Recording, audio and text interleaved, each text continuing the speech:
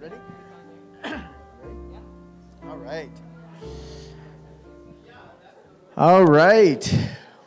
Welcome, everyone, to the second screening of the first annual Common Language Digital Storytelling Story Slam. It's been awesome. Thank you all for being here. Yes. For those of you that missed the first screening this morning, it was really awesome. We watched a lot of stories that were somehow related to stigma and stigma reduction. And we had some amazing conversations. And that's really what today is all about. It's not just watching stories. It's learning from those stories and drawing wisdom from them that we can then apply to our own lives. And so you will actually be talking to the people next to you. After every story, we'll have a chance to have a conversation. There's been amazing conversation online. We've got lots of people on there right now. If you're online with us, please put your email and your name in the chat so that you can be part of that conversation. And Crystal will be sort of chatting with you all day today. And also, a lot of times people don't realize this until they start talking to people next to them, but the coolest people you ever meet are ones that will come to sessions and conversations like this. So we're just going to do, last time we did a high five, we're going to do a fist bump this time. I want you to fist bump everyone at your table and say, "You're super cool and I can't wait to talk to you." Go. Yes. There we go, the fist bump. Cool. Awesome. Great. Yes, fist bumps to everyone in the back. It's great to have you all here today. So one of the quotes I always share, that's my favorite quote ever. Everyone here who is part of Common Language has heard this one, but it's facts bring us to knowledge, but stories lead to wisdom.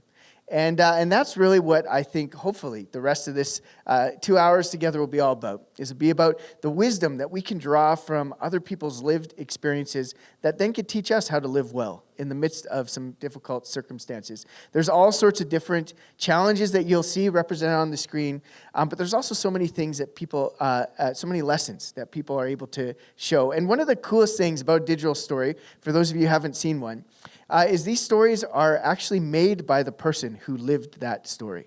And that's really unique because, like I was saying in the first session this morning, a lot of the stories we engage with now are, written by novelists and screenwriters and acted out by professionals up on the stage or on the screen. And, sometimes those people are a little disconnected from the experiences that they're portraying. And that's not the case with all these stories here. Everyone is not a professional storyteller. They're sharing things that matter to them from their own lives.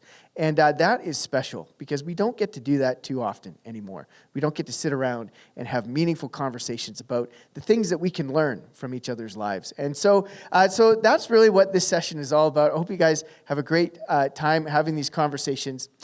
Just so you know a little bit more about Common Language, it was started 6 years ago by myself, and all the storytelling facilitators you're going to see here have taken the training, and now they are off in the world helping people tell really meaningful stories from their own lives.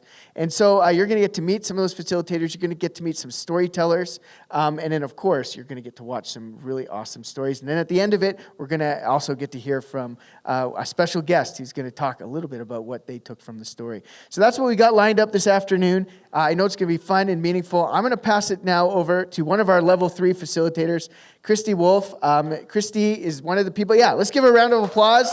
Yes.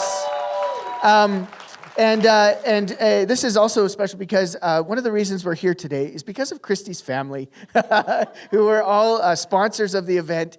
And so a special shout out to Kristy's mom, Cheryl, who is the gold sponsor of the event. She just went above and beyond. Moms are awesome, but your mom is super awesome. She is pretty awesome. Yeah, and then also Harrison and Ashley Wolfe and Wolfe Automotive for sponsoring the event today. So thank you, Kristy and your family. And yeah, I can't wait for the session. So here we go. I clearly did a good job of putting the pressure on for the Kickstarter. I was like writing them texts and writing them emails and like, guys, we really want to do this story slam.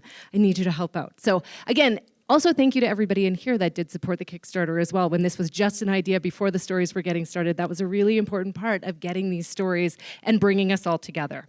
As Mike said, my name is Kristy Wolfe. I actually live in Canmore, Alberta, and the storyteller that I'm working with is going to be during this session today. We'll have 3 other stories as well. I host our podcast, Co-Created, and you'll see on the tables, oh, thank you.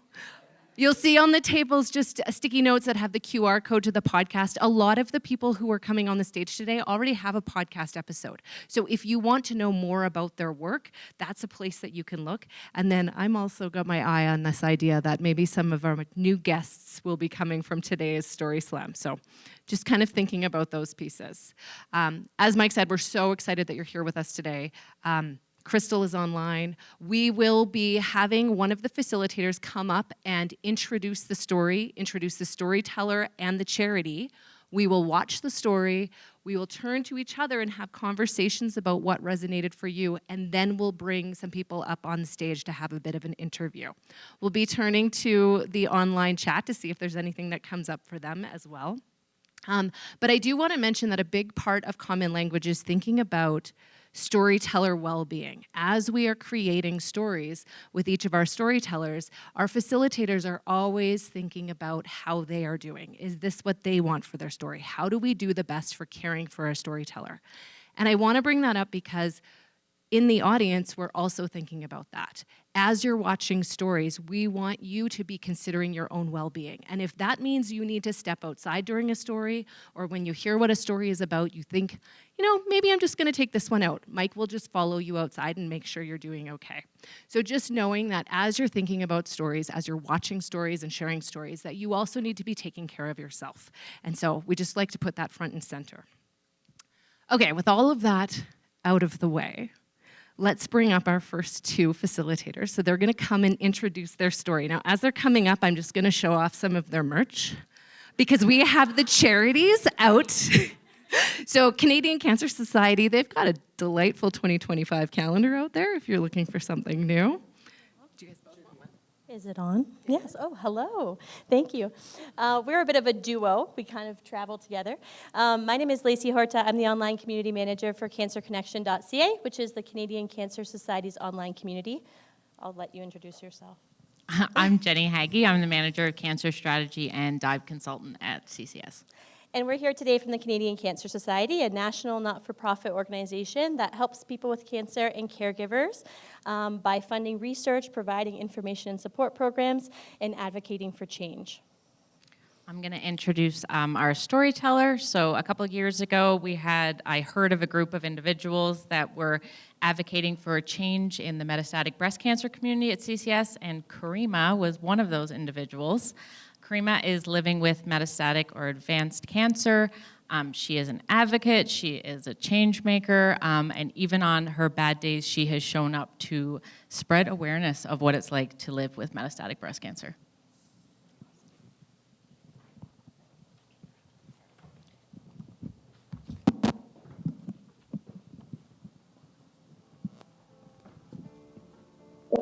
When my son was 6, I remember him saying to me, "Why can't she be like other moms and be waiting at the gate after school?" I was never at the gate because I was working. I felt like everything would fall apart if I left early or didn't give 100%. Even when I was diagnosed with breast cancer, I continued to work for 3 more years. It was the only thing that I had control over when everything else in my life seemed out of control. For the first 3 years, it was easy to pretend that nothing was wrong and not realize the impact this disease was having on my life. But after I stopped working, the feeling of grief finally sunk in. I grieved the loss of my life before cancer. I grieved the loss of time stolen from me. And I grieved the loss of moments I would miss in my family's life. Cancer had become my identity. I had become a stage 4 cancer statistic. Trying to calculate the time I had left, but the numbers didn't add up. I pleaded to God for more time. I felt alone even when supported by family and friends. Fear kept me from talking to them about the conversations I had with myself on death and dying. Conversations around what it really means to be stage 4. There were lots of resources for breast cancer survivors, but the numbers attached to my diagnosis made things different. I did go to one support group, but as I shared my story, People became uncomfortable. In looking for supporting others, I had now found myself apologizing for my illness. I was unexpectedly asked to be part of an awareness campaign for Breast Cancer Month and share my story at an event to people who work in healthcare. I didn't know how I would tell my story or the difference it would make, but what I did know is, if I wanted to help others going through the same thing as me, I had two choices. I either stepped forward with my faith and strength or stepped backward into the darkness. I chose to step forward. I spoke from my heart as I told my story, the story of breast cancer that isn't pink, the story of the forgotten stage. I didn't feel alone. I didn't apologize. I was fearless. It is hard to talk about it, and that's why we need to talk about it. I'm sharing my story to advocate for others living with stage 4 breast cancer, because I see you. I no longer am defined by my work deadlines. I'm also not defined by the number attached to my diagnosis. I've been able to be there for many of the important moments in my family's life. My projections were wrong. 8 years later, and I'm proving that I'm not a statistic. I'm a person living with stage 4 cancer. I will not let cancer define me. I will define myself.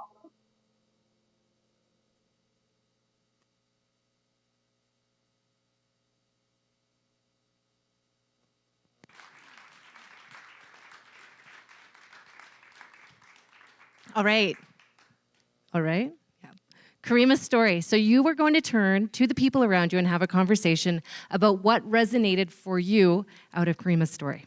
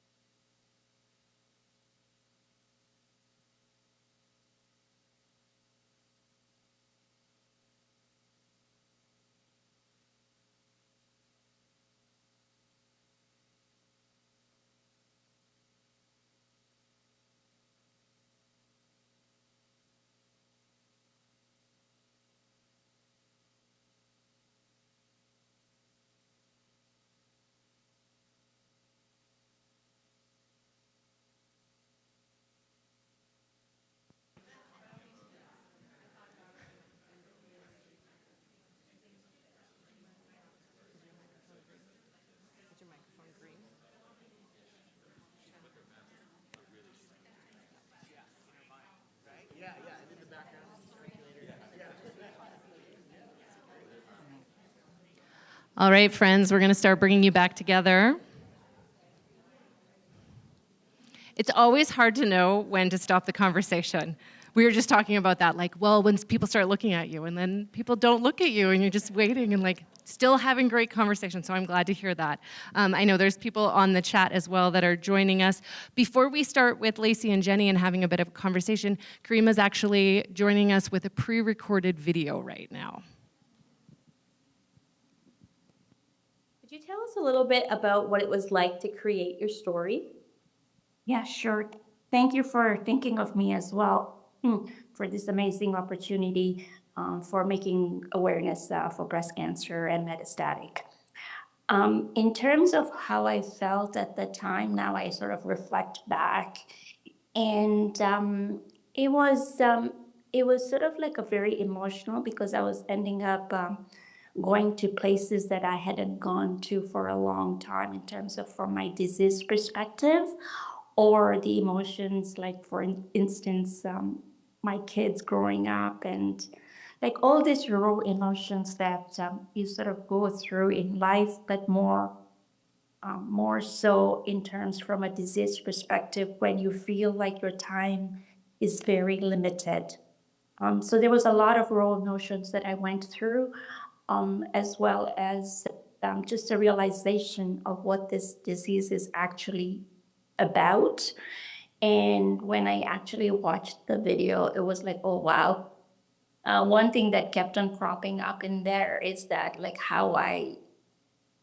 and I feel so bad about it, or feel that I cheated on my family from a time perspective, is because of the amount of time I spent at work before I got diagnosed.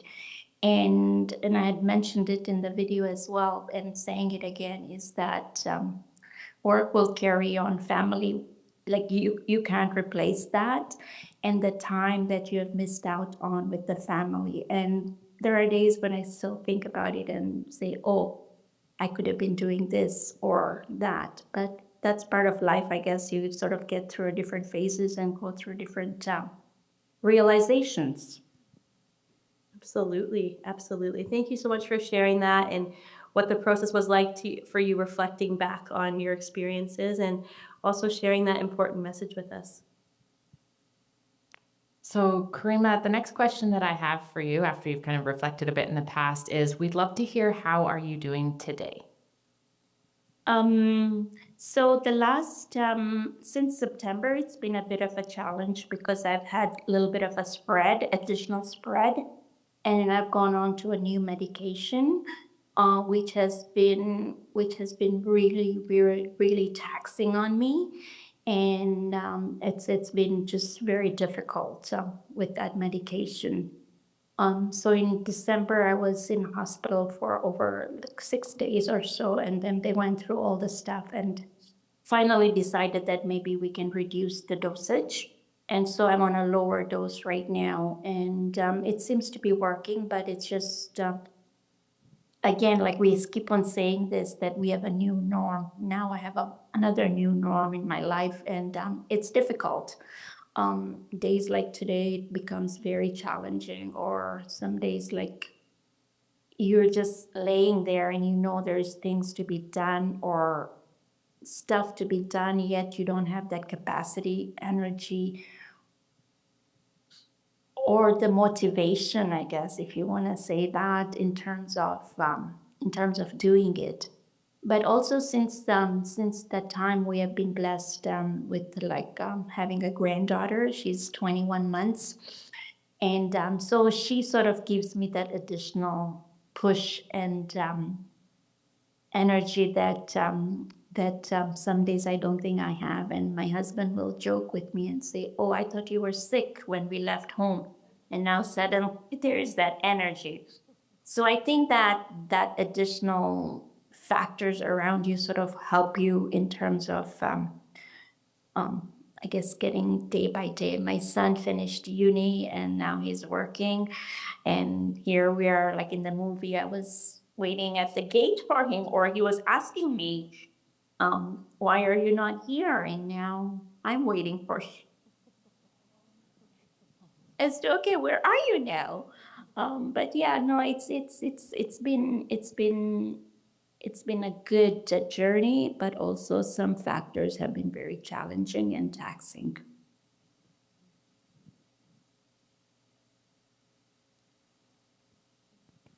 I wasn't quite sure when that was. Is that okay? It was really nice to have that recording of Karima's voice, to hear kind of what she was thinking, because some of the things that did stand out for me as I was watching that, I've watched it a few times, was that idea about identity and having control in work, and then by the end kind of recognizing other identities. What was standing out for both of you as you were listening to her reflect on that story, having made that story with her? What's coming up? I'd have to say with Karima, she just showed up on all of her bad days for other people. Like even to date, she was always about, showing up and being there for others in her community. Like she's very selfless, and also getting to be there for all the times when we were making the story, she was very worried she wouldn't get to be there for. So now kind of with that catch up hearing that, it was really impactful. I don't know if you have anything. Yeah, I'd say, Karima's love of family comes through. Her very first story, the first thing she mentioned was about her son always waiting for her, right? And why can't you come? And she was so career focused, right? And so when she gave me that message as a mom of work will always be there, show up for your kids, right? I think that was something that really stood out for me. And then now the fact that even on bad days, if she can go see her granddaughter, she's going to be there, and she knows that it uplifts her, right? And I think even just the real talk that she gives about living with stage 4 cancer, right? It's not always easy. There are new treatments. There are bumps in the road. And I'm glad that she does that, because for other people, that is so impactful to know that, it's not all just what you see, right? There are bad days too, and that's okay. And so I'm just also wondering, when she made that, I'm assuming it was made in a workshop, because Canadian Cancer Society tends to do workshops with groups of people together. Was it all similar cancers? Was it all similar experiences that were coming together when that was created? It was actually a mixture, and this is something that we always find is so incredible about the people that we work with, is that the way that we've seen caregivers, people who've been diagnosed with cancer, volunteers, come together in workshops and share and support each other always blows our mind, right? You don't have to be the same, right? And in a peer support setting, a lot of times people think I want to find someone exactly like me, right? I need them to be from the same place, the same age, the same diagnosis. But I think that we've proven that that doesn't have to always be the case, right? They can come together around a shared experience and learn from each other about, okay, so for a caregiver, that's how you felt. Oh, okay, I'm going to take that back with me, right? And now I understand better about the patient perspective. So we've witnessed that happen, and it's been quite incredible. We've witnessed the way that caregivers and patients will give back to volunteers and share about how amazing they are, and how much volunteers appreciate getting to know people like that. So yeah, we've had great success with just mixing everybody kind of together. Everybody has that cancer link, but it doesn't have to be exactly the same to get to know each other and benefit. Well, and I know Karima's online right now. Are there any comments from Karima or anybody else that you wanted to touch on, Crystal? Lots of action on the chat here. A lot of people are relating to the diagnosis and that experience of working a lot before. So a comment about how the diagnosis takes away the time we think we have ahead, but can also give time to reflect and make changes as well. Thank you, Karima. The line apologizing for having cancer, that one landed. And then, the fact that Karina is writing a new narrative for herself in sharing her story as well. So lots going on here. Thank you. How is Canadian Cancer Society sharing some of these stories? So maybe this one specifically, or other ones as well?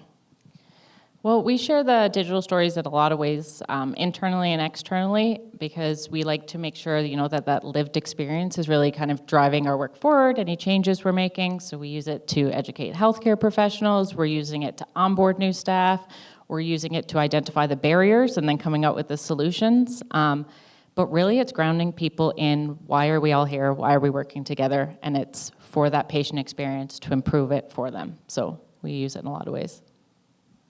Jenni and Lacey have both been on the Co-Created podcast, and I know that when we talked on there that you were saying that often you'll start a meeting with a patient story.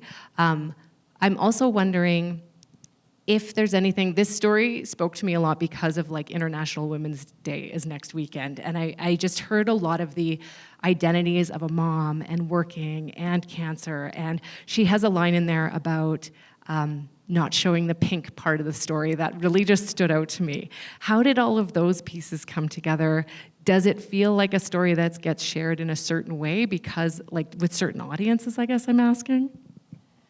With Karima's, it's, that metastatic breast cancer community has done a lot kind of speaking about that breast cancer isn't always pink, and that's kind of been that piece, right? And, driving forward some of that change so that people do understand the other perspectives, and that, individuals from the advanced cancer community do face unique barriers. So kind of how does that impact, their journey with the cancer and their experience? So I think, yeah, that's kind of driven all those different pieces coming together. I don't know if you have anything. Yeah, I was going to say, I'm always amazed at like different things that resonate with different people, right? Like sometimes we'll share a story thinking like, oh, because it's about advanced cancer. And then we share it and people are like, you know what I really heard, right? And you're like, oh, okay, that works too, right? So, I think that's just the power of stories. Like this story can be shared in so many ways. And even the fact that like she's updating us on how she's living today, right? That gives a hope for a lot of people, I think. Yeah. Well, I know, and we were also talking about advanced practice and that sometimes, or advanced care, am I using the right words? Cancer. Advanced cancer care. But that was like a subset that doesn't often get stories told about it. So is that something that you're looking for? How do storytellers get in touch with you if they're interested in doing story work with Canadian Cancer Society? Yeah, absolutely. The advanced cancer population is a part of our strategic planning and a part of our underserved roadmap. That's very important. And so, we're interested in making stories with anybody who's interested in making stories, to be honest, right? And we think that community is like such an important one because you can give so much hope. And it's not, when you first get diagnosed, you don't picture yourself 8 years later. Like Karima didn't picture herself 8 years later. And so to give that hope, but also show the realness of what that journey looks like, I think is really important. It could be somebody else's roadmap. Right? Their blueprint. So, well, thank you for that. Is there anything else in the chat, Crystal, that we should come back to? Yes. One more note. I was struck when you talk about protecting others from your diagnosis and the realities of that experience. So I think that's a big one. All right. Thank you, ladies, for joining us up on stage. Thank you, Karima, for sharing your story. Our next story today is also with a cancer organization. It's with Wellspring, Alberta. And Melody, will you come up and just introduce your storyteller and the charity a little bit?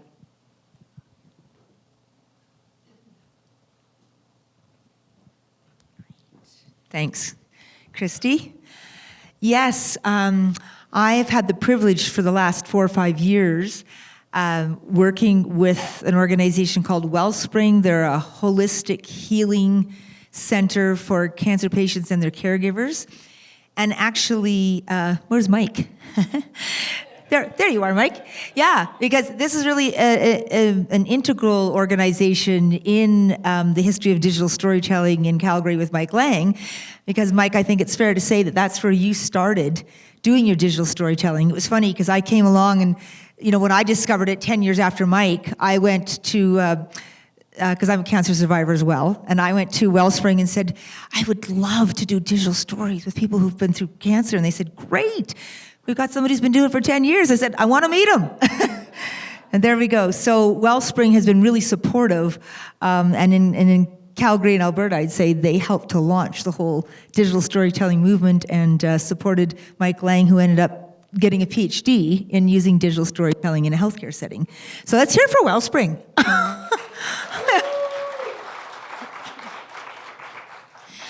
And I've also, I had the privilege of working with many people at Wellspring, and one of them is here today, and that is David Wallace. And he has his story about his journey, of which cancer was one of the things. But we're going to let you just actually sit back and watch the story now, and we'll get David up here in a minute. Thank you so much. Thank you, Melody. All right, same thing. What resonates with you in this story? I am a plant scientist, so I'm a curious person by nature. As my wife and anyone who knows me could tell you, I have a passion for reading and could often be found with my nose in a book. On March 9th, 2014, I woke up at 5 a.m. as usual and rolled out of bed and onto the floor. My legs wouldn't work and I could not speak. I was having a stroke. Thanks to my wife, I was at the Foothills Hospital 14 minutes later, where they gave me a clot-busting drug and my life was spared. I was grateful to be alive. But as I lay in my hospital bed, my greatest concern was that I couldn't read. I looked at a book and all I saw was squiggly lines. My wife is a research librarian, and she explained that what I needed to do was to convince my brain that I really wanted to read.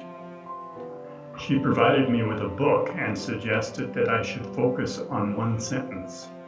I used a piece of paper above and below to highlight the sentence. So then it became a daily ritual to stare at the sentence and tell my brain I wanted to read. I remember the day sitting upright in my hospital bed, the harsh light glaring on the page, when suddenly the squiggly lines became real words. I cheered and told the woman beside me how excited I was. Turns out that after a while my brain had said, I guess he really wants to read.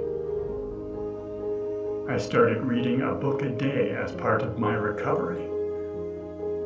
Rehab also included shooting basketball hoops.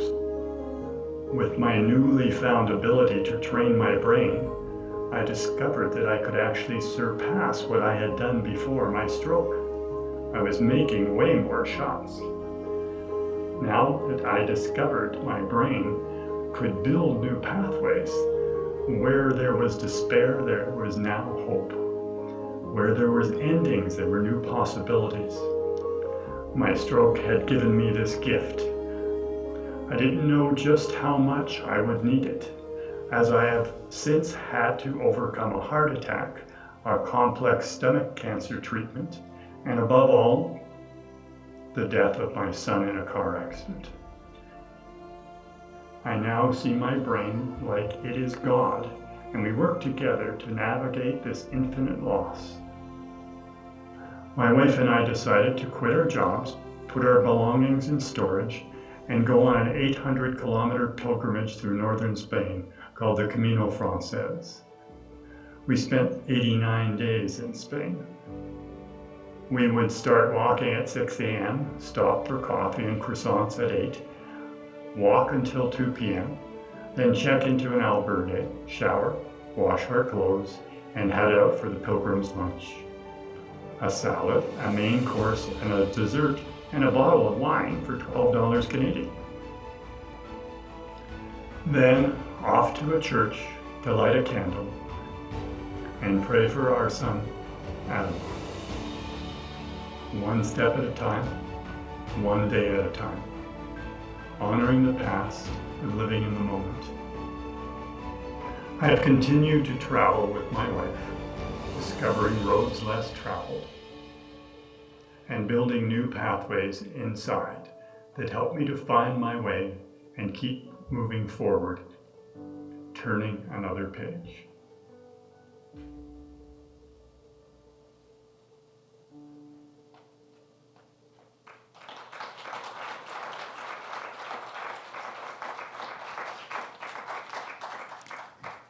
All right, please turn to the people around you. You can choose new people if you would like to and turn your chairs. Have a conversation about what resonated with you in this story.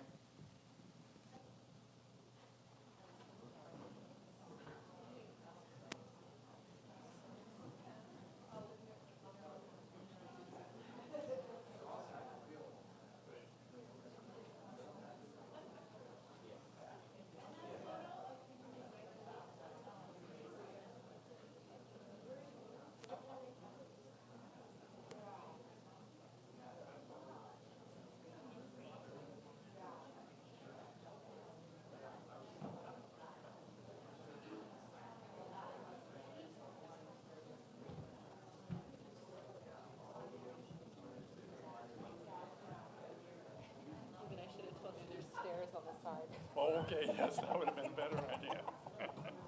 And you two will pass the microphone back and forth. Sounds good.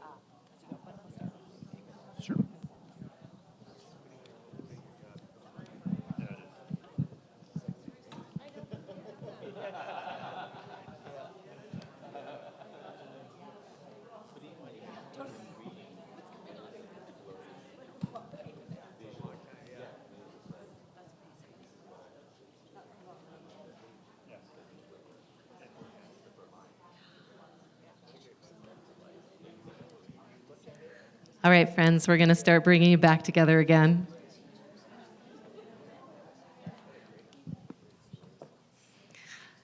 David, thank you for coming up here. Thank you for sharing your story. I'm wondering to start out, how did it feel to watch your story with a group of people?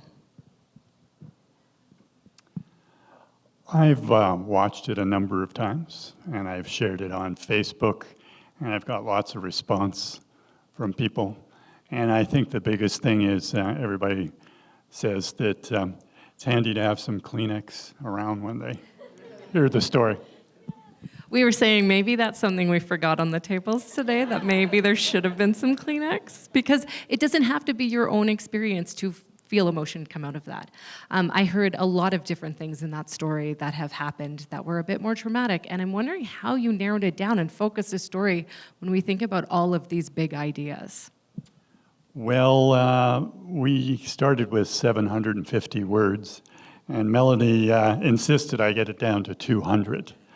And so we, is basically I had a full story from 2014, and she suggested I focus on the reading and being able to do that.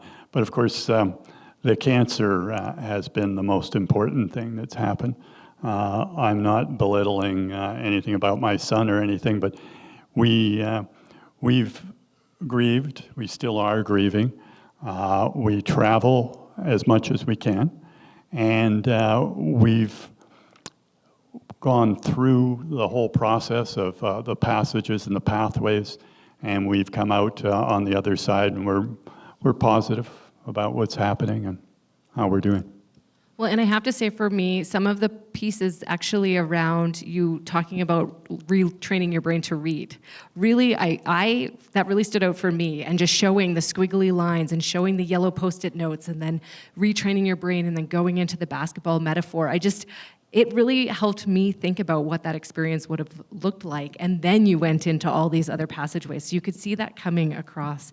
Melody, I wanted to ask you, while working with David on this story, it was in workshop. Mm-hmm. How did you want to talk about any pieces about how you were working with him to help him find that story? Right. Well, I really enjoyed the process. We had a wonderful in-person workshop in December. I mean, I love doing things online, but when we can do it in person, that's something else altogether. It's interesting because I think, that whole thing of art imitating life, imitating art, is that as we talked about it, because David, you've experienced so many things. I mean, he couldn't possibly list them all in this story in terms of the health challenges, stomach cancer being one of many. But it was interesting how, as we sort of peeled the layers of the onion back and realized that you do see through it all what was the essence, what was the core. It came to us sort of one day, and sometimes in digital storytelling, we talk about the third thing that connects two unrelated things. And sort of something happened when David one day started using the word pathways. And the fact that they'd done all of this traveling, but the fact of his brainwave pathways. And that's when it started to merge together.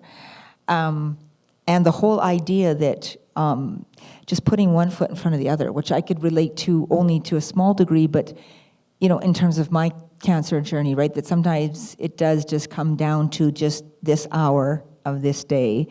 And so that whole idea of the pathway, and even the retraining your brain, right? Because, I mean, anybody else who's gone through cancer and some other traumatic event, sometimes you get brain fog. I feel like I had to go through a bit of a brain retraining too. But in terms of reaching the story, it was just interesting how, although you had a great memory for detail and all of these things, but eventually it came down to this idea that you were connecting that strength to get through the death of your son with the strength that you discovered of your brain to retrain itself. And so we kind of together got through that essence. And it's a really important thing in digital storytelling. It's why we talk about facilitation. We're kind of working alongside someone. They're not left on their own, and we're not doing it for them. It really only happens when we work together. And so I will say that, it's a very rewarding process that way. But together, that's how we got to discover for David what the essence of his story was. Well, and David, were there parts that you loved about digital storytelling? What was it that you loved? Were there challenges that you came up against? Well, I think the biggest challenge for me is to really learn how to eat. So what I discovered was that what I do is I fill up my esophagus with food. So it holds about a cup. Then there's a valve.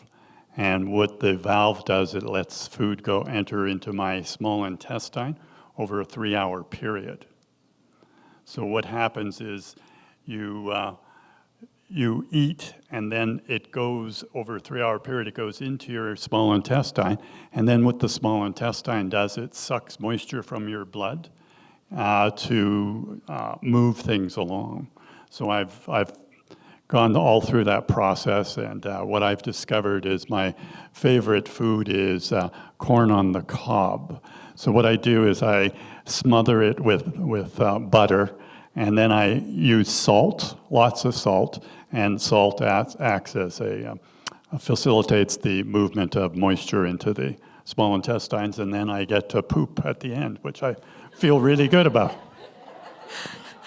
We say we tell it like it is, a digital storytelling. This is right here. Because honestly, I mean, come on, life is not very comfortable if you can't do that. I was just thinking maybe that's your next digital story. I learned a lot right there. That's and exactly kind of it. bringing some of those topics out that people aren't talking about. And we've got a plant scientist. I mean, and he's not afraid to just get in there and explain, right? So I like it. When do you get to say poop on stage, really? when? Kristy, when's the last time we got to do that? I haven't lately, so now we've all got to say it. Okay, so moving on from there.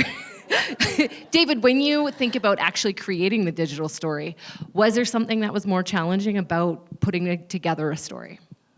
I think it was all just about cutting it down, like the 750 words, and I was being generous with that. I think it was more like 750 pages, but it was all in the process of, I think the focus on my son's death was really important. There's a picture of him in the video, and he's the huge guy that he was about 6'5", weighed 240 pounds. He was killed when he was 43 years of age.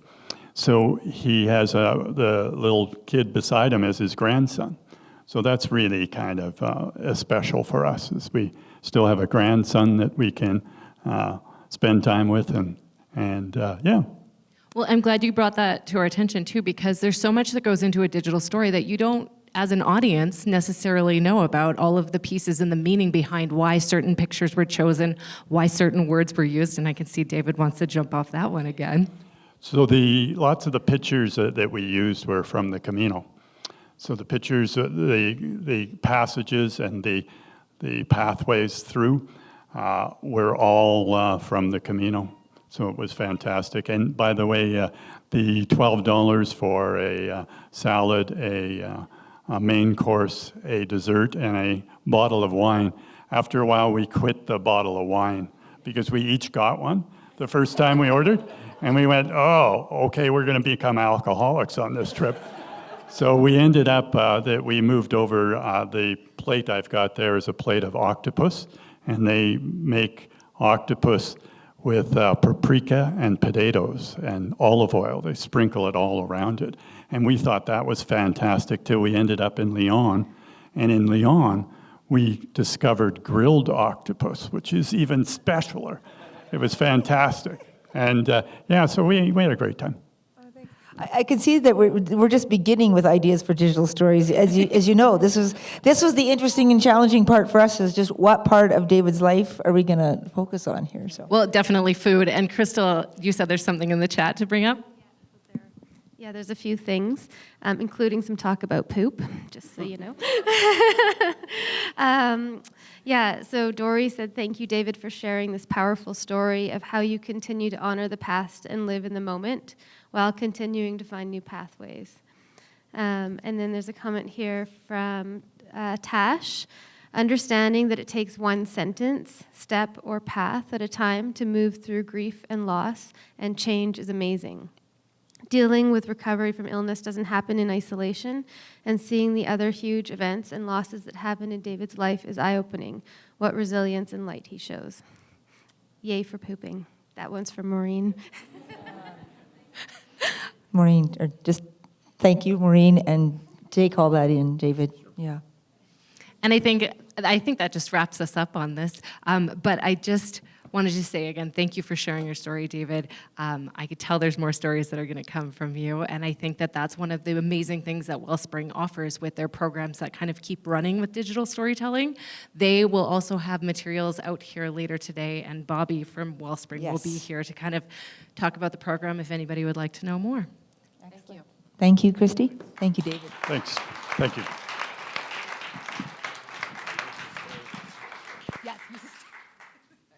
And Lisa, will you come up and tell us about your Storyteller, your charity? I'm fine with it. Okay, here I am. Hi, everybody. I guess it's better to use the microphone. Just introducing McCormick Dementia Services, which is our next story and the organization that I really felt strongly to support.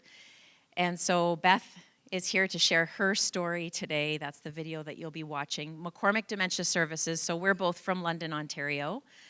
Flew out here to be here because we believe truly that this is so important and such a valuable mission in storytelling. So thank you, Mike, for steering this and for the facilitators. McCormick Care Foundation and McCormick Dementia Services are amazing, and they are really leaders in helping to advance dementia care knowledge and education, and they are really valuable partners, especially in our community, but I would say they're going to grow, so they're even larger, and you might not be in London to access the day program, but in terms of their dementia care knowledge and education, none really compare at this point, and I hope that others can. So that's really what McCormick Dementia Services is about, and McCormick Care Foundation. There are little pamphlets out there if you wanted to learn more about them. And Beth, thank you for sharing your story, and I'm gonna let us move on. Thank you for coming up here. I don't even have to talk about her pamphlet. She did that for me. That's perfect. So we'll start the story.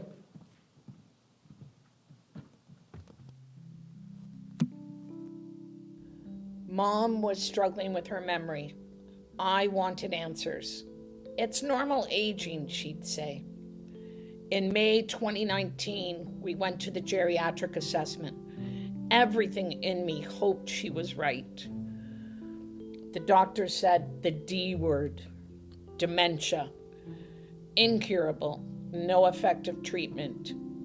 In this one moment, I felt like I had destroyed Mom's world. Mom, always strong, independent, and proud. She didn't want to admit that she had dementia, that she wasn't right this time. My mom, loving parent, best friend, and co-conspirator in life's adventures, no longer the driver, forced into the passenger seat for a journey that only love can navigate. McCormick Dementia Services appeared on our radar. McCormick isn't any ordinary organization. It's one of belonging to a village that helps navigate the unpredictable path of dementia. Their holistic approach, not only for the loved ones with dementia, but also their caregivers, was renowned already. They became a vital destination on our journey.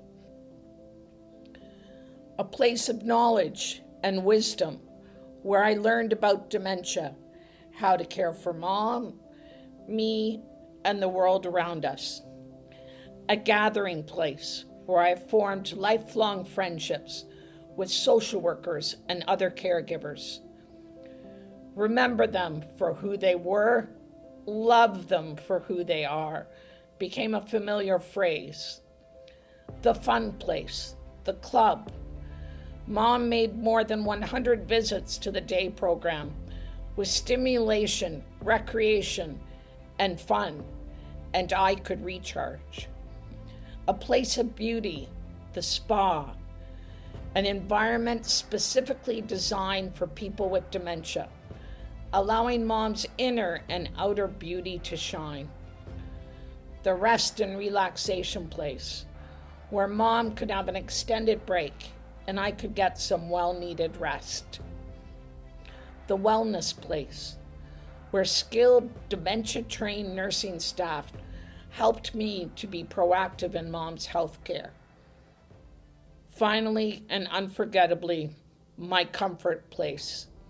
Mom's final weeks in hospital and even after her death, the McCormick family has been there for me as I get through the most difficult end of the journey that I could imagine. The heart of the McCormick village is the people, the incredible social workers, nursing staff, PSWs, recreational specialists, the admin assistants, the facility staff, all who understand well the difficult journey and are there with support, laughter, tears, and love. From the moment we started with McCormick, never was I made to feel that Mom was a burden or destined for long-term care. Instead, I was supported and given the confidence that I could handle whatever came along. Mom's greatest wish was living out her life on her terms, in her own familiar environment. She feared getting lost, being forgotten, losing her humanity and dignity. I feared losing her. McCormick never forgot her, never forgot me. In the later stages, Mom spelled more than say words. In her final weeks, there were 4 words in particular that she spelled most often: help, heal, hope, and most often the word love. The 4 words that reflect what McCormick has meant to Mom and I. Thank you, McCormick, for the help you gave us, the healing that helped Mom live as long as she did, the hope that whatever happened, it was going to be okay, and finally, the love that you shared for Mom and I. Now, having experienced the journey firsthand, I wish every family could have McCormick Dementia Services as the heart of their own dementia love story.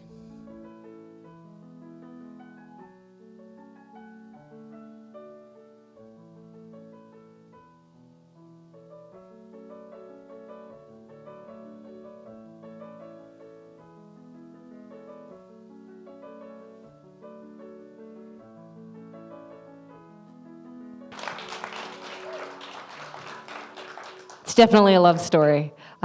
Please turn to the people around you and talk about what resonated for you.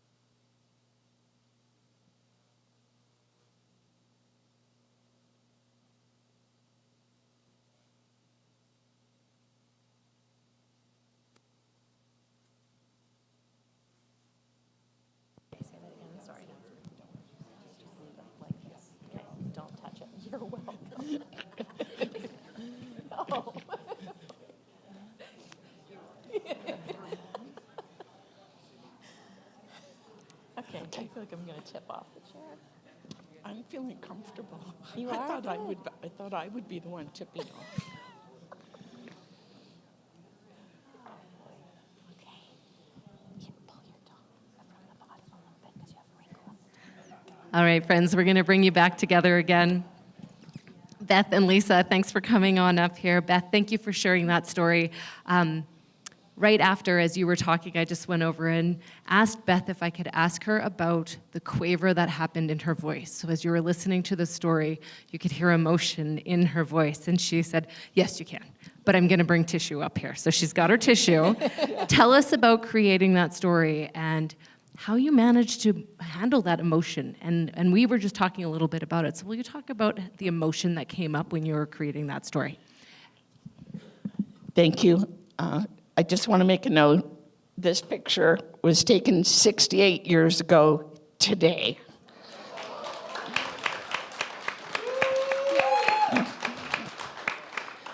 So when it popped up, I was thrilled.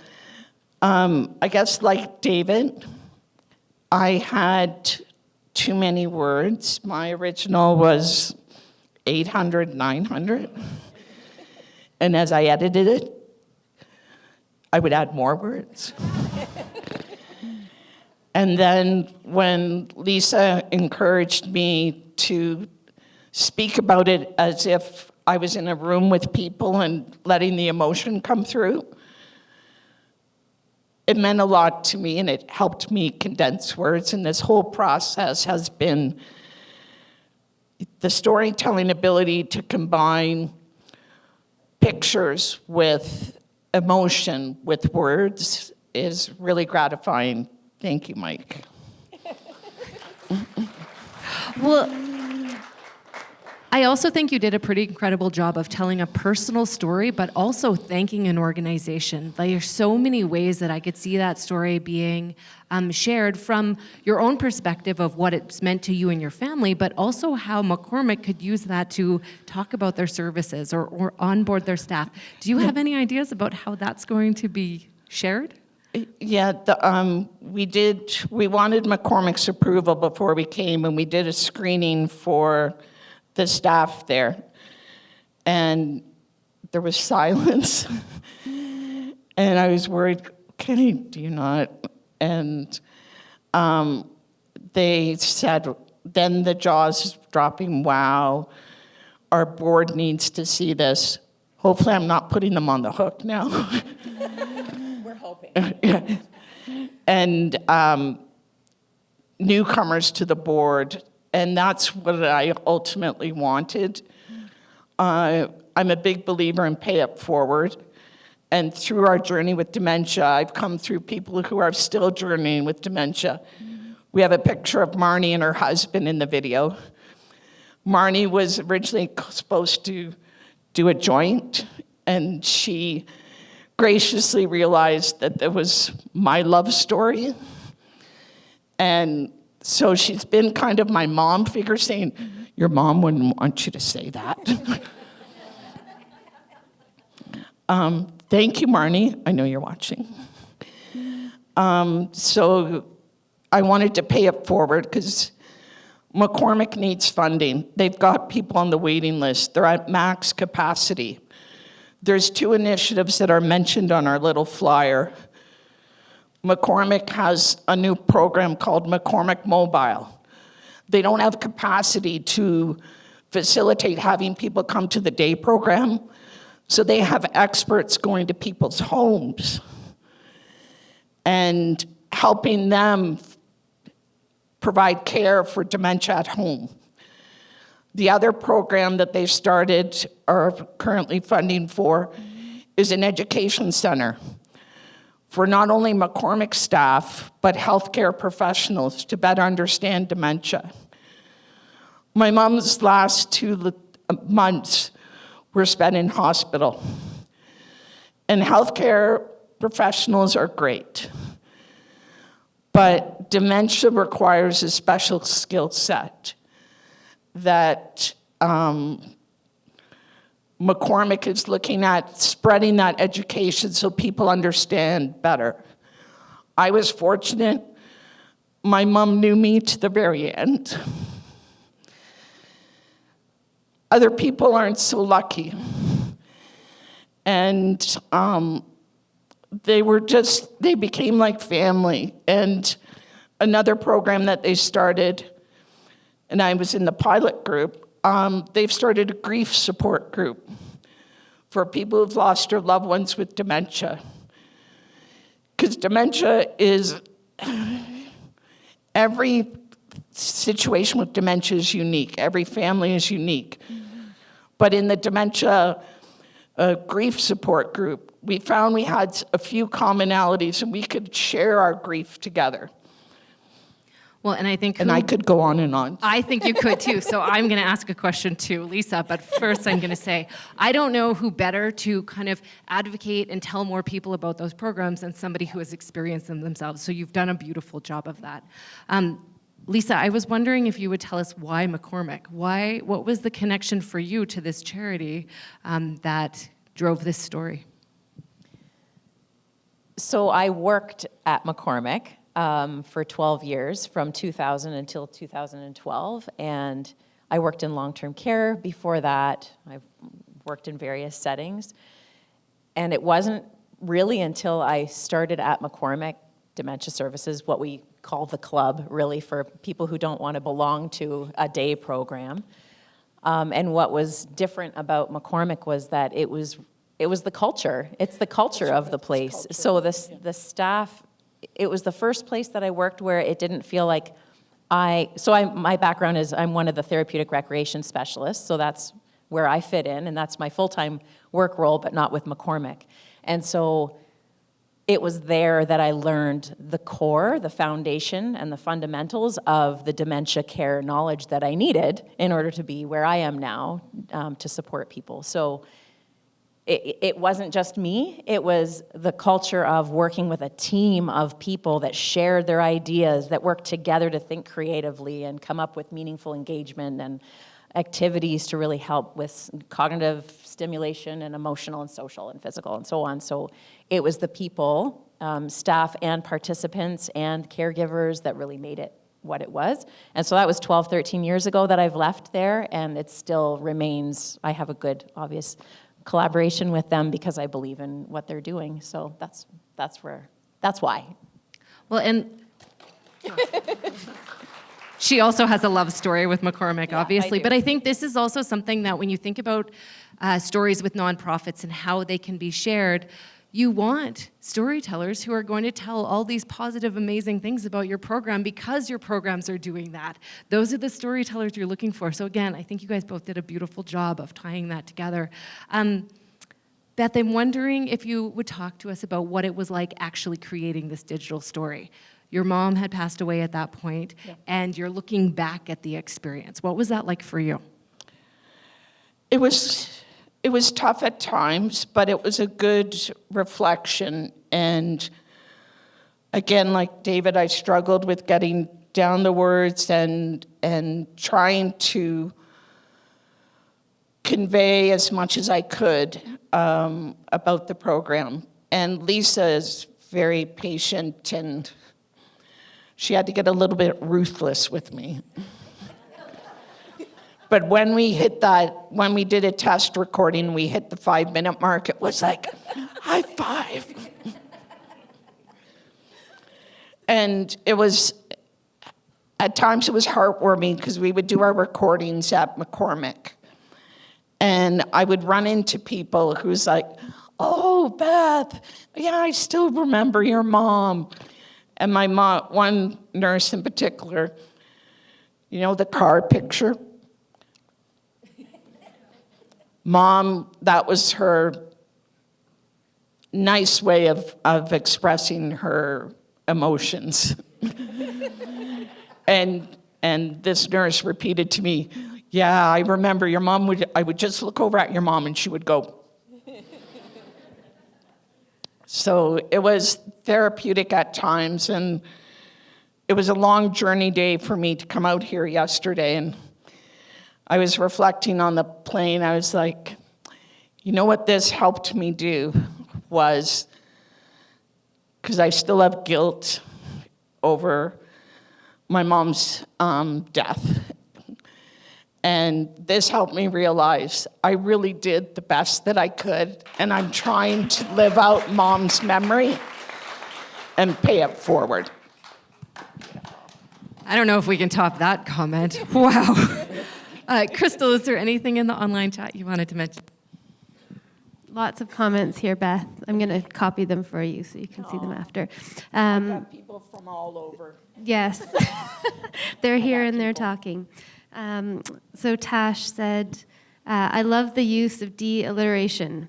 Another one is determination, as you were determined to care for your mom and making sure she kept her dignity and identity. What a beautiful tribute to your mom and this community. Another one from Leana. Your story has moved me to tears and touched my heart. My mom is showing signs of dementia, and your story made me realize that I'm dealing with it by not dealing with it. I feel that there's an element of hope after seeing your story.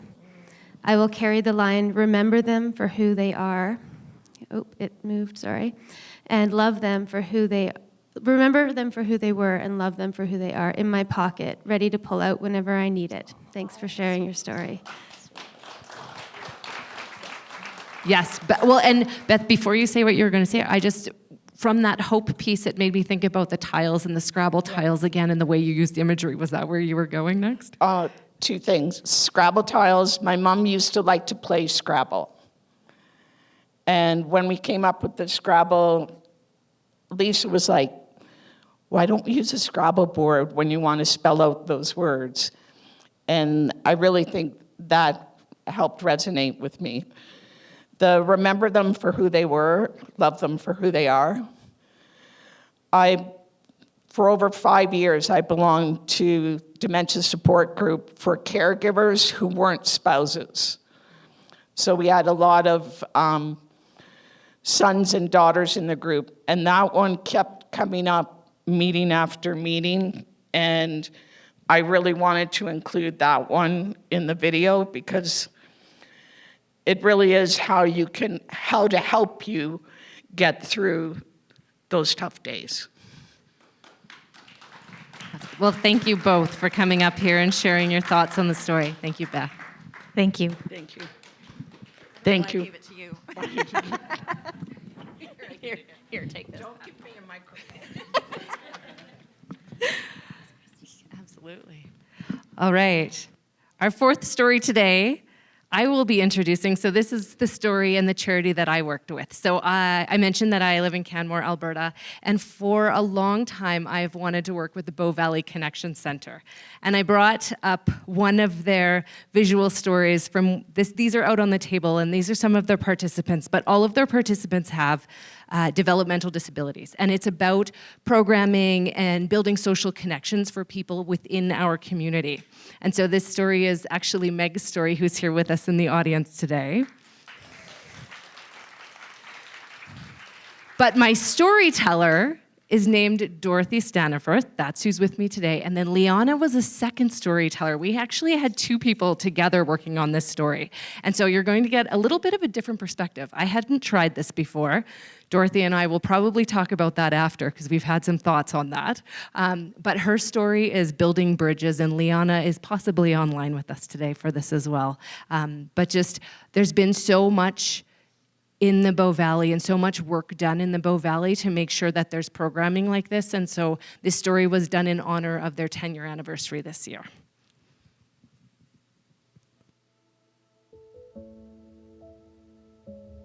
Leana, I can't believe Bow Valley Connection Center is celebrating our 10-year anniversary. It was incredible watching the adults with diverse needs having fun, chatting, dancing, socializing, and just being themselves. We had a great time. Do you remember how it all started? It was on a snowy night. Visibility wasn't great, and we were driving to Banff. You and I were taking two boys that we were supporting to go bowling. We were so frustrated at the time.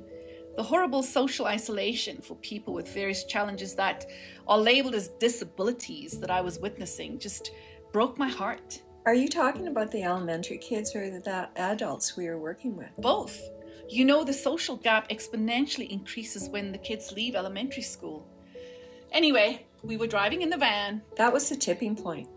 I remember talking about the need for a hub, a place where people can meet. I have this vivid image of me driving, and you leaned over and said, "Let's do it." Yeah, and as soon as I said it, there really was no turning back for us, was there? Well, I thought if we do this, if we start creating a space where people could come together and connect with each other, I was glad I was doing it with you, and I truly mean that. Well, looking back, we really had no idea what we were getting into. But I have to say, I have no regrets. I didn't realize it was a huge responsibility and commitment, but it was so critical. You know, Dorothy, I've known you for over 20 years, and I know bringing about change for people with diverse needs and abilities has always been important for you. That first job title you told me about was just so cringy, and yet it showed where things were back then. It's even difficult today to say it. In 1975, I was hired as a mental retardation counselor. As a young adult, I was disillusioned. I wanted things to be better for the individuals, but the practices I observed were against everything I believed in. Right, and so it was really important for us to create a safe and non-judgmental space where people with diverse needs can come and just hang out. For them to feel they belong. I like how we got our name. It's funny, you know, the one word that kept popping up in our conversations was connections, and that's really what we wanted this to be about. But it's interesting how since then, you know, how the connection term keeps coming up with other agencies in the Bow Valley. I think it's because connection isn't just for one group of people. I really believe it's a universal human need. It all goes back to how we felt that it was imperative, you know, to build bridges amongst participants of BVCC and their community. In the beginning, we just did social events. We had fabulous scavenger hunts, karaoke nights that was crazy. And do you remember yoga in the park? Oh, it was a beautiful evening that night. I thought the drama program you started was brilliant. It was fun, and the participants gained a lot of confidence from it. I think looking back, the crucial question is whether BVCC has made a difference. Absolutely. The participants of BVCC have a social calendar now. They've expanded their circle of friends. Most individuals volunteer or work in the community, and they've developed a great support network. 10 years later, we have evolved to meet more of the existing needs, but there are still roadblocks. So then what would you say is your hope for moving forward? Our community has been very good to us. Bow Valley Connection Center has made many partnerships, but we are still looking for a permanent space so we can expand our services.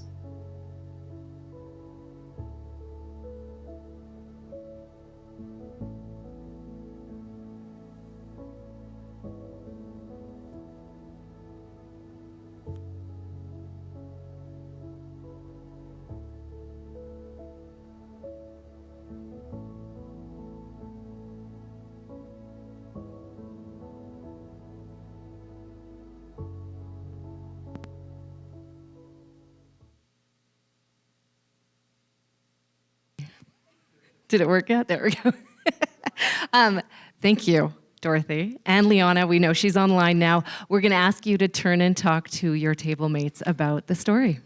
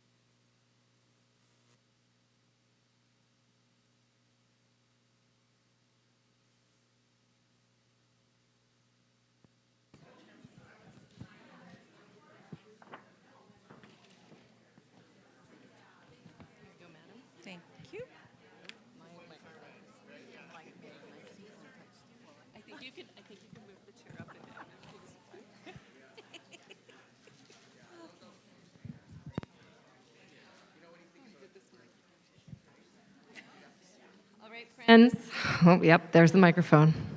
Dorothy's just working on her seat to get it the right height. So that was actually the debut of that digital story. Nobody else has seen it. And for the people in the audience today, there's a whole pack of the Bow Valley Connection Center sitting back there.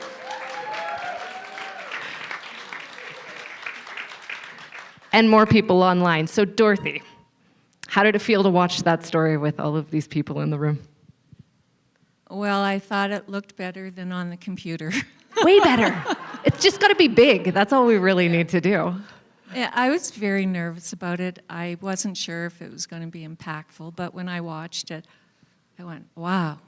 You know, it shows our participants of BVCC in a good light, and that's what Leana and I wanted. Well, and we were talking off to the side while you were also having your conversation just about how easy it is to get stuck in little pieces of the story when you're working on it and when you're in the middle of the process, like focusing on one word or one image and then having some time away from it and looking at the whole thing. We felt like, oh yeah, we did what we set out to do. But you know what? This story didn't happen like the normal story. You think about it, you write it down, you kind of stage it. And there was two of us. And so at first I was asked to do it by myself, and I said I can't, you know, because Leana was a big part of it, the startup of it, and was with us for 5 years. And so when we did the story, we said, well, how are we going to do it? Because I tried to do it by myself, and it was so boring. So we were at her house, and we had coffee in front of us, and we said, okay, let's just have a conversation, and that's how it happened. So what you see there is our conversation. We had to clip it off a bit, but basically we didn't really change it at all. So it was a challenge because Dorothy, she wanted Leana to be on the story, co-founders of the organization, and making an origin story like that, sometimes you do want two pieces, and I was just like, how is this going to work? How are we going to have two people doing this? But I felt sorry for you, Kristy. I really did. We had a lot of conversations about this, and there was, as you two were both saying, like, we had to cut down the words. They were having this conversation. I was like, no, read the script you wrote, because you're going off all over the place. This can't be that long a story. So we both learned something. Yeah, I'm so thankful that you had done it for us. To be honest with you, I really didn't want to do it. But, you know, when Leana and I got together, we agreed that the story was about our participants of BVCC. And so that was our focus. It wasn't about us, it was about them. And kind of the future of the organization. You can hear that call to the action in it, that there's still work to be done. And how do we kind of bring people together to show them what Bow Valley Connection Center has been, but what it also still needs to be. Well, it's totally grassroots. There's no government funding coming in at all. We didn't want that, which, you know, gave us the freedom to do what we wanted. But, you know, we know that eventually we'll need funding because we don't have the capacity and we want to build services. But I think what we did was amazing. You know, I'll just tell you a story. I did early intervention with this boy. He was 2.5 years old. We worked with him through school. And then, you know, he's 22. He's still in our program, and we're helping the parents apply for Olds College for him. So, you know, it's really good, a lot of good stories. But what I wanted to point out was I had to say this because what you had showing the audience is stuff that came out of questions we asked our participants, and we wrote down their answers if you know, they needed help with scripting. But what we see is the development of all of the people. And I have to talk about two people. I could talk about everybody, but what I really enjoyed watching today was, it just came to mind, like, Anton's dream was to drive a vehicle. And you see he is on a farm, and he's driving a farm vehicle. And, you know, for that, he never thought that dream would happen, and it has. And the other picture that's probably my favorite one is of Ryan blowing up the balloon. And Ryan has autism, and with autism always comes anxiety. But seeing him against that wall, blowing up the balloon, having so much fun, smiling, knowing it's going to burst, that moment for me was just beautiful. And I love that picture of him. Well, and I think that you've just told us 3 stories off this one story. And as I was watching people from Bow Valley's Connection Center watching it, you could see them going, oh, and theirs, and theirs. And I think that was a really important part for you and Leana as well, including as many participants as possible so that everybody felt that sense of community, which is really what you've built with the organization as well. How did you choose all these pictures? Oh, that was the most difficult part of the story. I was talking to Loranda, our program coordinator, the other day, and I said, how many pictures do you think we have? And I said, thousands, and she goes, oh yeah. So to go through those pictures, it was hard, as you know, because I sent lots to you. But I wanted every one of them, you know. I could, you know, if we could do a slideshow, it would be so much fun. Yeah.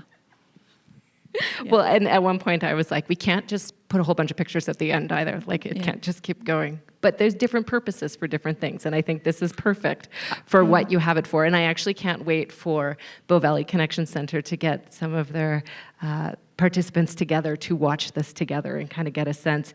A number of the people in the programs have also done digital stories in different ways. So Anton, who she was mentioning, has a digital story about synesthesia and seeing light as he's listening to music. And so there's a number of stories that are all kind of connected to Bow Valley Connection Center, and it's been an honor getting to do this story with you. Well, I know Paula McDonald, Caitlin's mom, that comes to our program. She did a digital story for Caitlin, and they talked about connections and connections with Bow Valley Connection Center and how it has helped Caitlin. So you're showing that March 26th. We have another screening in Canmore if anybody needs another day out.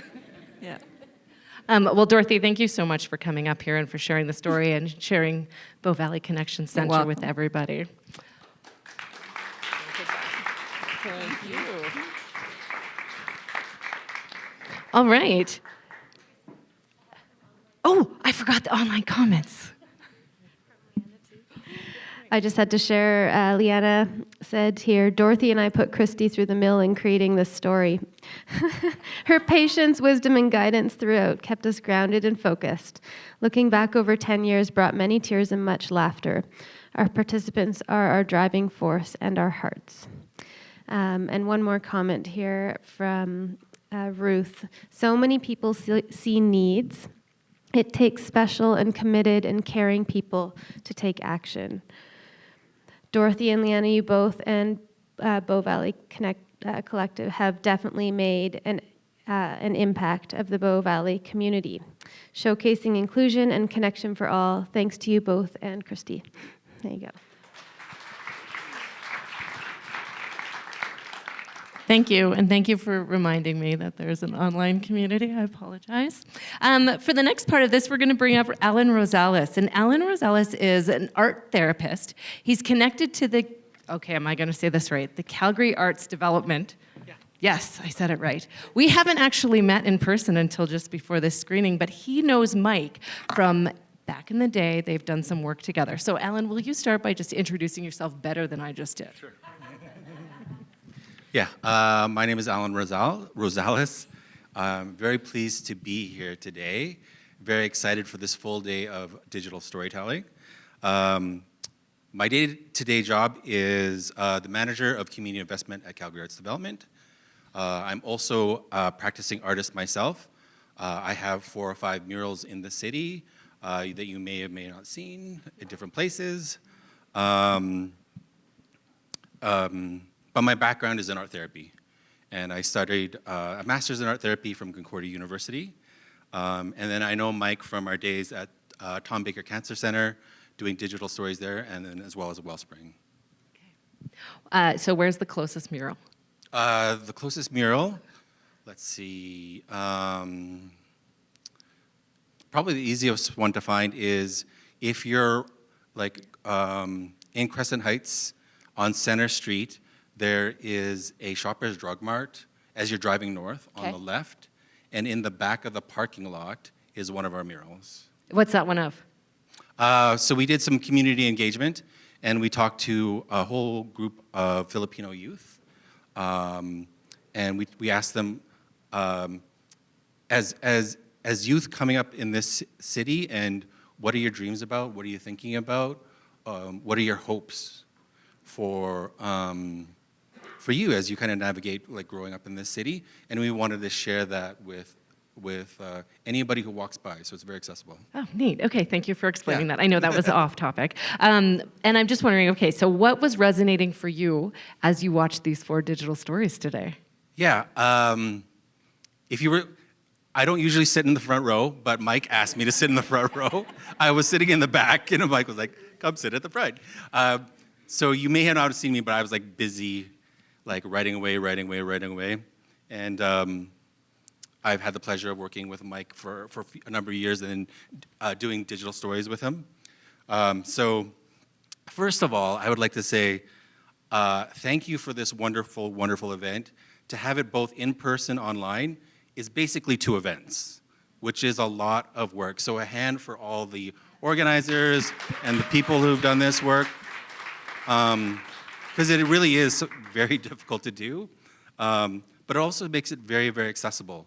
So the people who couldn't be here today are able to participate and listen, and then we are in the room are also able to have conversations with each other and have connections. So some of the things that I've been thinking about as I've been watching these stories today and then watched them previously because Mike sent them to me in advance, but also hearing other people speak, is that we as humans are natural storytellers.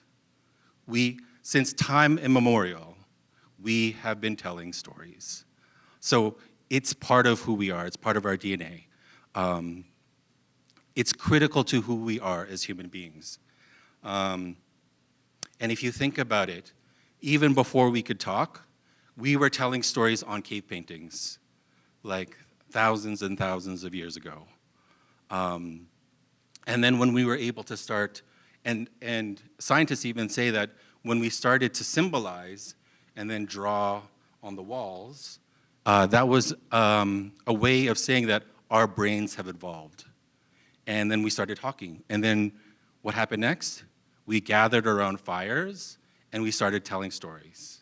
And we never stopped telling stories.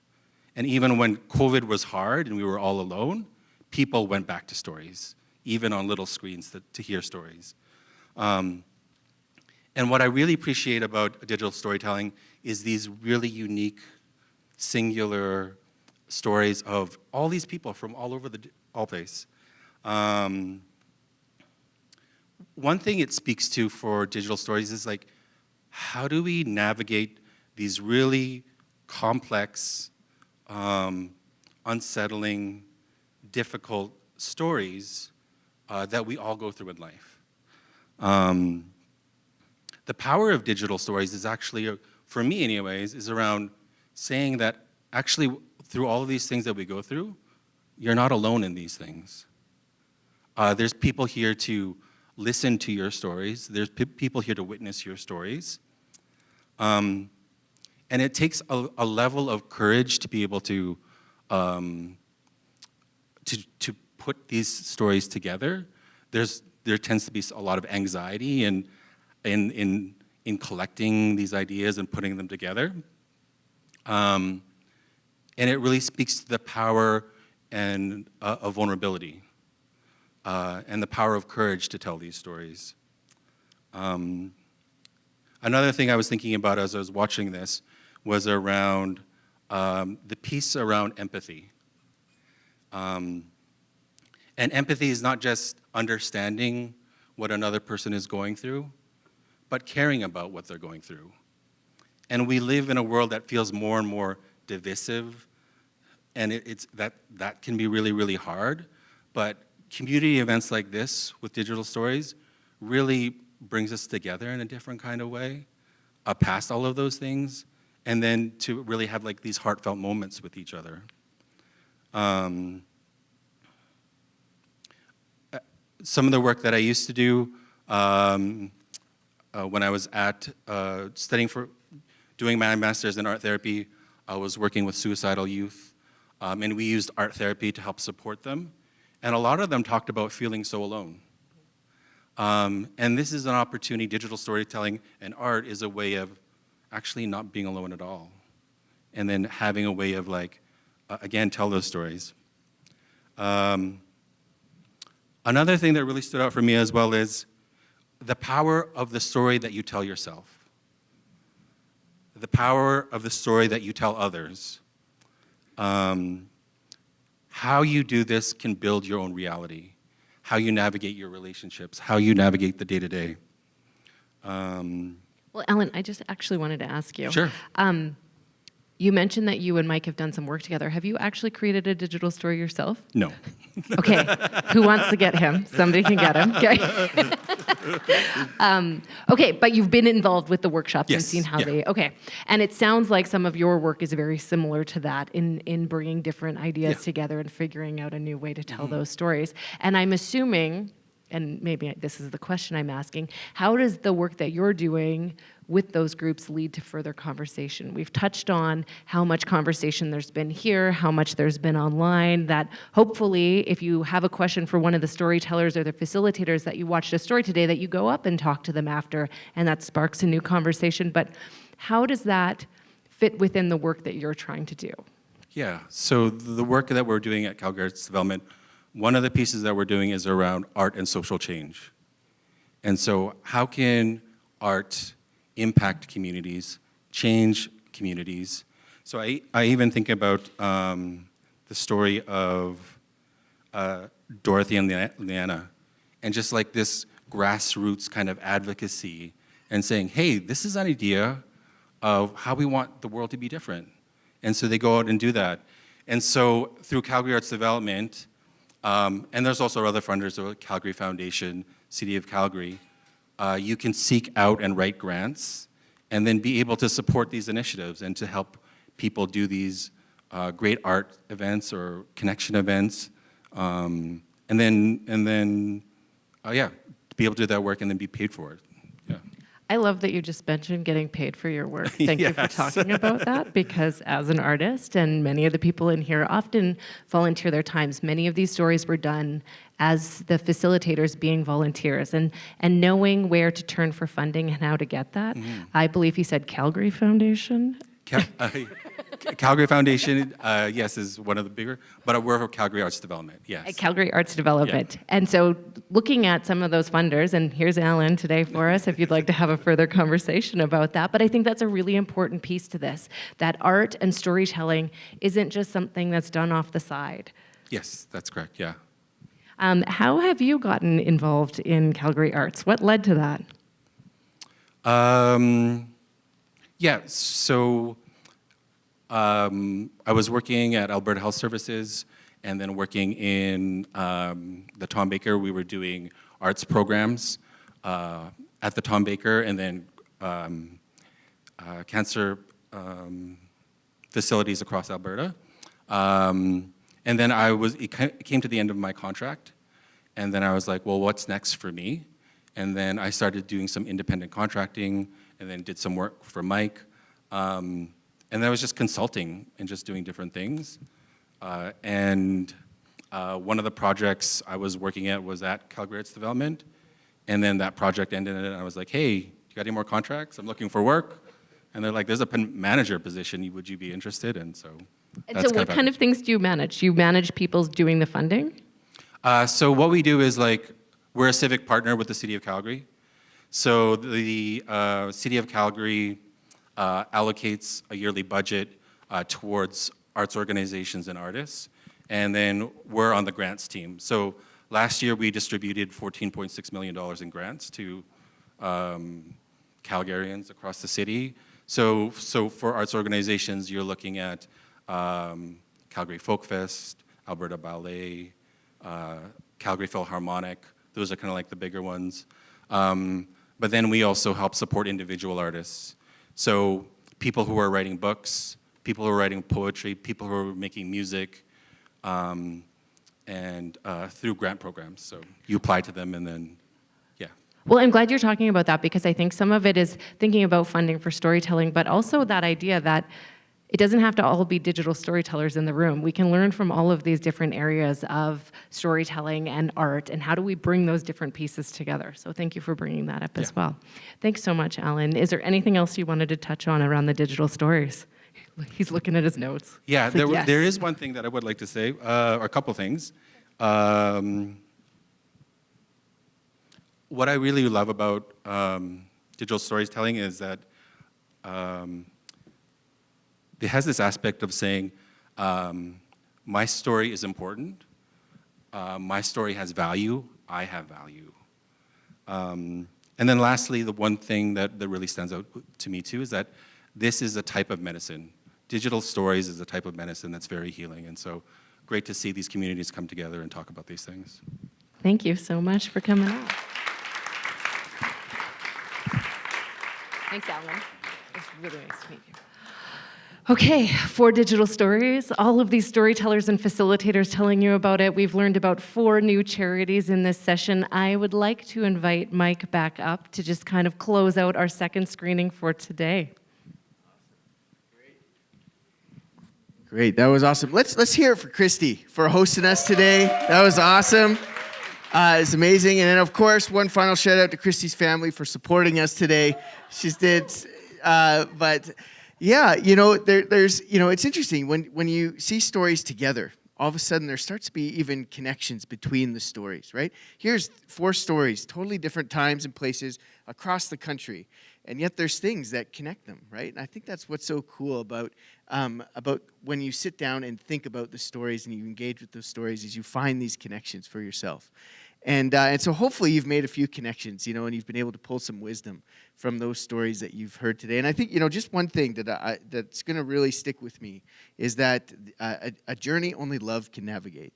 And I think, that's one of the things that I think was a connection between every story, right? Is whether it's dementia, whether it's cancer, whether it's, trying to create new communities, right? And living with a disability in some way. Those, all those things, those are only journeys that you can navigate with love. And I just love that idea. So I'm gonna hold on to that one. I'm gonna use it and tell other people about it, because I think there's lots of different ways in which that could make sense. And I thought one last thing I wanted to share too is a lot of people talked about how hard it is to cut down a digital story. And so I think one of the things is these are just what I always tell people is this is just a story, right? It's not the story of your life. It's just a story of your life. It doesn't define you, right? It's not your identity. And I think a lot of people talked about identity in their stories today. And what I love is that, we just got a window into someone's life. We get to see a piece of who they are. But it's what's so cool about having a conversation is you get to see that there's so much more to everyone in the room than the things that they shared on the screen, whether it's cancer, whether it's dementia, whether it's disability, right? There's so much more to everyone. And by talking with each other, we get to share those pieces with each other. So thank you for sharing a bit of yourself with the people around you tonight or this afternoon. And also, you guys get to be a part of these stories too, right? Every time you share a story, the people that listen, they now are a part of those stories too. So we all get to be part of your guys' stories. And that's a really cool thing. So it's been a wonderful screening. We will be back in just over an hour. We will do one final screening, 4 additional stories. Please stick around. We'd love to have you here. Everyone online, just hang out for a bit. You can keep chatting. But yeah, it's been wonderful. And thank you for being a part of this event. We'll see you guys all in a little bit. And one more round for the storytellers and Kristy. It's a wonderful screening. All right. Great. Thanks, everyone.